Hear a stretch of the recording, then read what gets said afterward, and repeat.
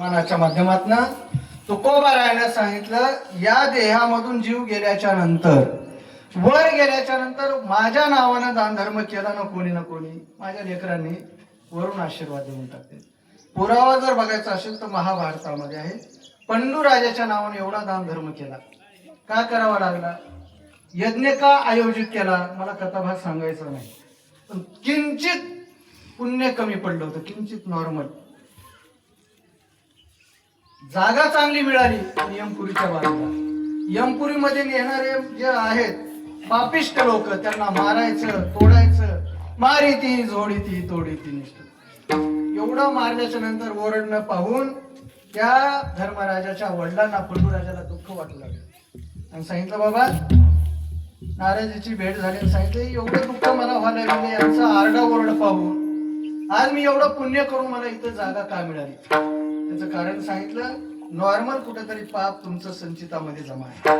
आता हे पाप नाहीसं करायचं मर्म काय आहे?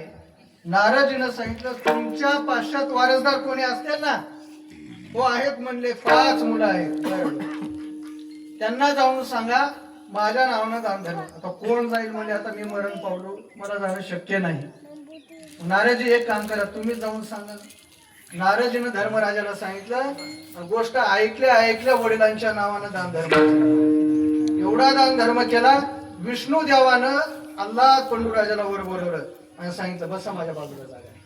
का?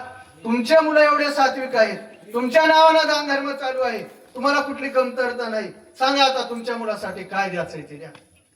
वरून पंडूराजानं दिला आशीर्वाद आणि सांगितलं, चंद्र सूर्य आहे तोपर्यंत माझ्या मुलाला कुठलीही कमतरता भासू नये आणि नाव लौकिक व्हावं महाराज. आज धर्मराजा सत्य आहे, खरा बोलणारा आहे. आज कुठे जा धर्मराजाचं नाव आहे.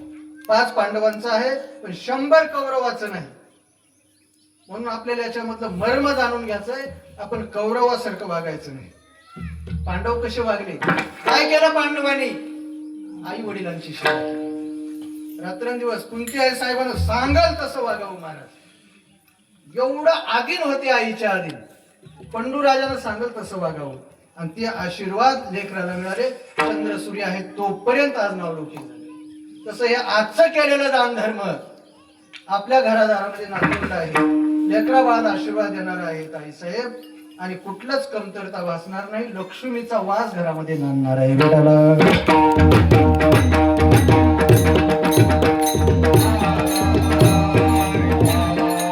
हिंदू धर्मामध्ये 16 प्रकारचे संस्कार सांगितलेले आहेत. तर 16ला 16 याची कल्पना नाही. ज्यावेळेस बाळ पोटामध्ये राहतंय, गर्भसंस्कार आहेत व पहिल्या महिन्यापासून 7 महिन्यापर्यंत 5 प्रकारचे संस्कार केले जाते. मला हे सांगत बसायचं नाही, पण ते गर्भसंस्कार असेल, डोहाळे जेवणाचा संस्कार आहे, असे बरेचसे संस्कार आहेत. त्यानंतर बाळ जन्मल्याच्या नंतर 12व्या दिवशी आपण नामकरण संस्कार करतो, हे आपल्याला सगळ्यांना माहिती आहे. नंबर त्याच्या पुढचा आहे विवाह संस्कार आणि शेवटचा आहे अंत्यसंस्कार. आता बाकीचे जे संस्कार आहेत, 3 संस्कार प्रत्येकाला माहिती आहे, नामकरण, विवाह आणि अंत्यसंस्कार. बाकीचे 13 उरलेले हे 13 दिवसामध्ये करावे लागतात. त्याच्यासाठी गोड जेवण आहे बेटाला.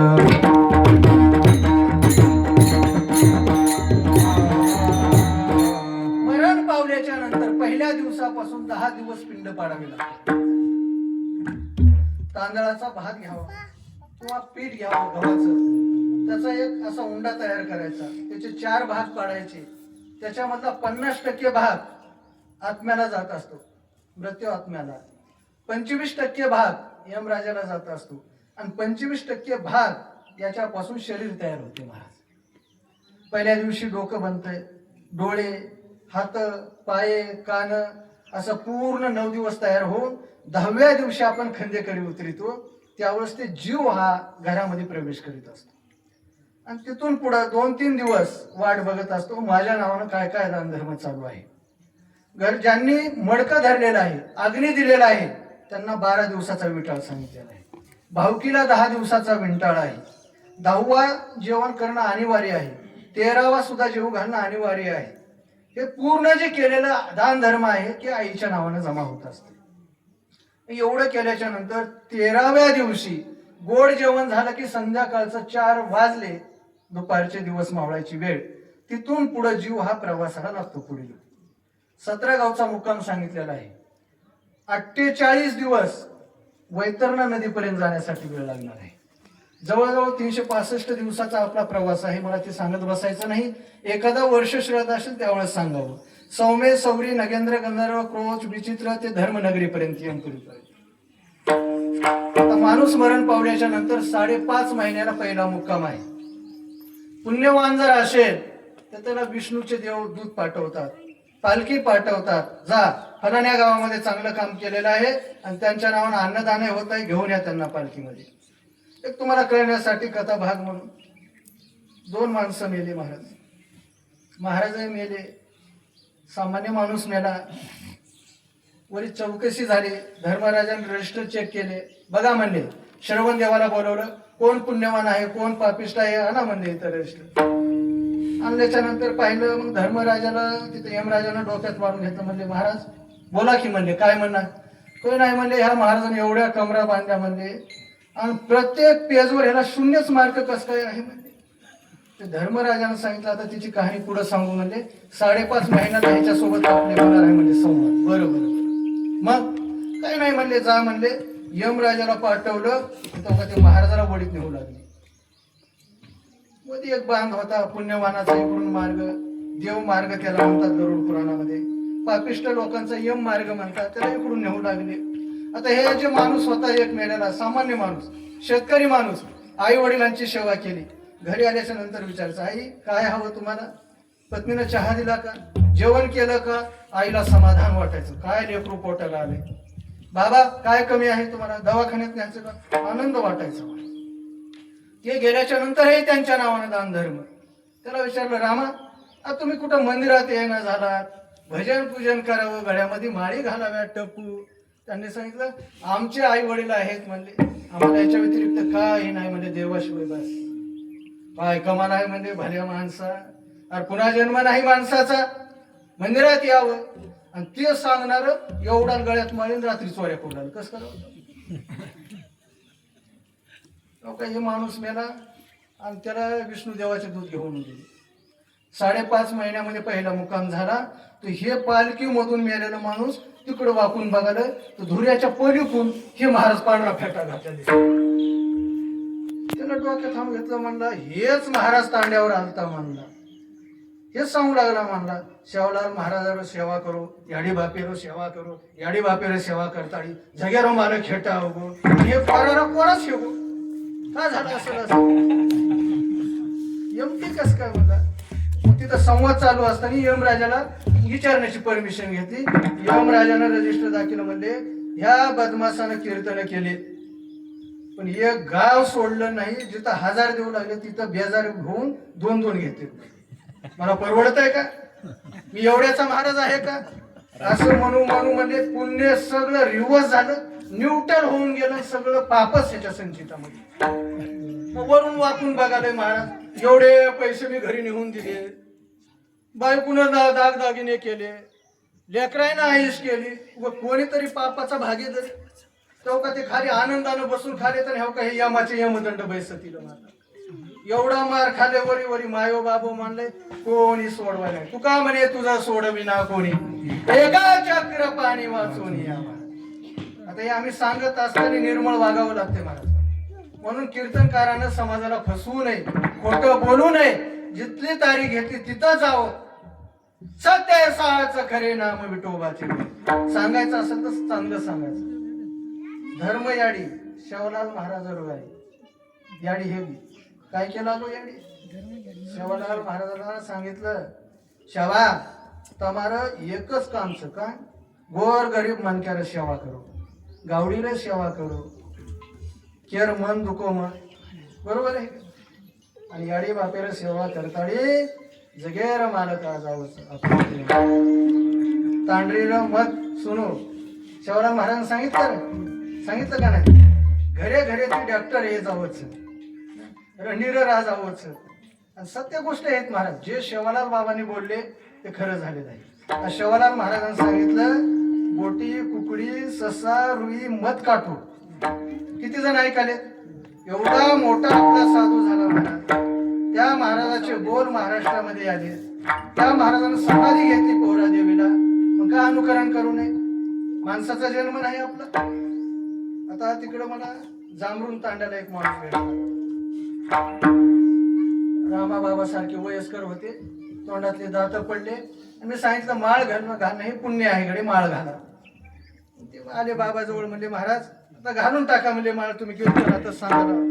म्हणजे एवढा कस काय परिणाम झाला तुम्हाला, का माळ घालायच्या? त्याला सांगितलं म्हणजे महाराज आता काय राहिले, तोंडात दात राहिला नाही, पोराने आणलं तर चावना झाले, सगळीच बसावं लागलं, माळ घातलेली बरी. म्हणजे चावना म्हणून माळ घालायची का? माऊस खाता हाऊस करी, माऊस खाता हाऊस करी,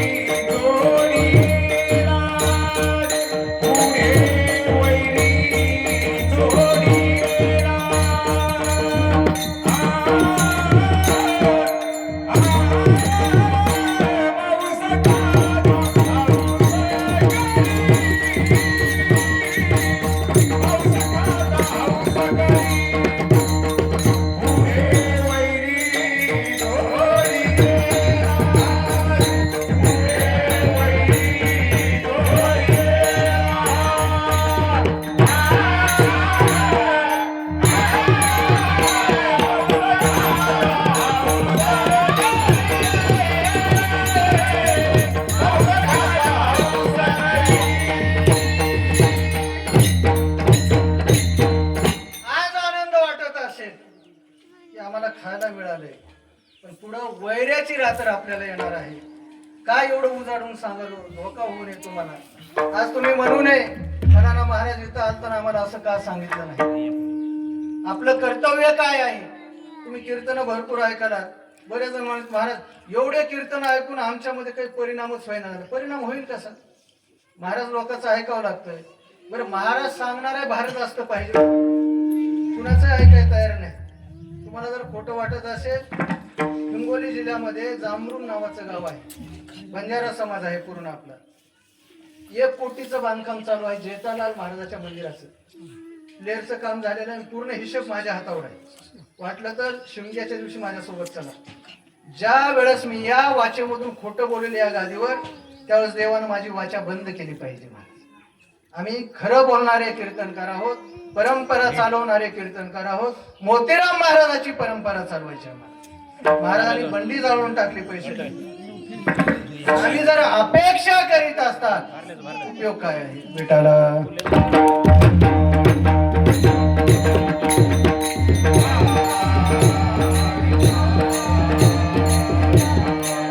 उपदेश करीत असताना आपलं कर्तव्य काय आहे? कीर्तनकारांनी मी सांगितलं ना वारंवार, पोलिसांनी सुद्धा कीर्तन करावे, पण पोलिसांनी अगोदर आपलं डिपार्टमेंट सुधारावं. गोर गरीब मनक्यार काय टेबला खायचं घ्यायचं बंद करा म्हणून.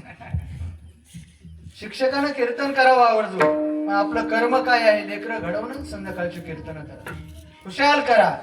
आणि कीर्तनकार हा जर कर्मचारी असेल तर त्यांनी द्या एवढं म्हणून तोंड वाचून. हे आजचे पैसे तुमचे जरी मिळाले, जेतालाल महाराजांच्या मंदिराला जाणार आहेत बरं काय, मी खोटं बोलणार नाही. तिथं मी सिमेंट तुम्हाला एकदा यायचं असेल तर बघा. आता जरी नाही आलात, मोठा सप्ताह होणार आहे कळसाचा, पूर्ण माझ्या हातावर आहे. त्यावेळेस 100% मी तुम्हाला घेऊन जाईल. टेम्पो करून मी भाडं भरेल. महाराज आपल्या महाराजांचं भूषण आहे. जेतालाल महाराज होते म्हणून तरी कल्पना आहे का तुम्हाला? कुठं तपश्चर्या केली? उमरा नावाचं गाव आहे पोहरादेवीच्या अलीकडून, उमरी नावाचं. तिथं जेतालाल महाराजांना वास्तव्य होते. आणि जांभूळ बेट नावाचं इथं वन आहे, तिथं तपश्चर्या केली. आज पोहरादेवीहून समाज येतो महाराज बंधारा. साकरा नावाचं गाव आहे, पुसद आहे. बरेचसे लोक तिथे येतात आणि त्यांनी दान धर्म करून आज मोठं मंदिर उभा केलेलं आहे. देवालय द्वारश विशेषम कीर्तन तिष्ठती नित्यश प्रेम उदिष्ट कीर्तन समभूती. याच्यासाठी सुशिलो मात्र पुण्यन पितृ पुण्यन दात्र. हे सुशिलो म्हणजे आई वडिलांची पुण्यही असेल तर आपल्या बुद्धीला, सद्बुद्धीला चांगल्या